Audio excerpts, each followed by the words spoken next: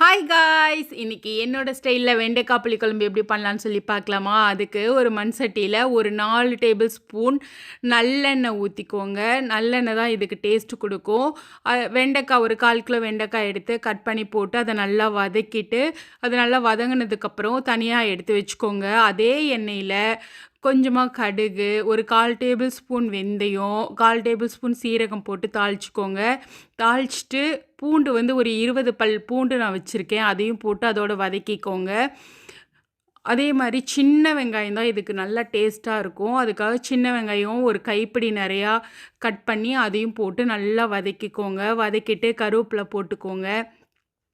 3 தக்காளி எடுத்து மிக்சியில் அரைச்சி அதையும் ஆட் பண்ணிக்கோங்க. அது நல்லா வதங்கினதுக்கப்புறம் அதில் மஞ்சள் தூள் 1/4 டேபிள் ஸ்பூன், 2 டேபிள் ஸ்பூன் மிளகாய்த்தூள், 3 டேபிள் ஸ்பூன் மல்லித்தூள் போட்டு அதை நல்லா அந்த எண்ணெயிலேயே வதக்கிட்டு, புளி ஒரு லெமன் சைஸ்க்கு எடுத்து வச்சுருக்கோம், அதை புளிஞ்சு அதில் ஊற்றிடுங்க.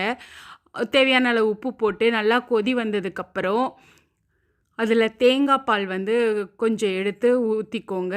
ஊற்றிட்டு அதை கொதிக்கக்கூடாது, ஆஃப் பண்ணிட்டீங்க அப்படின்னா சூப்பரான வெண்டைக்காய் புளிக்குழம்பு ரெடி.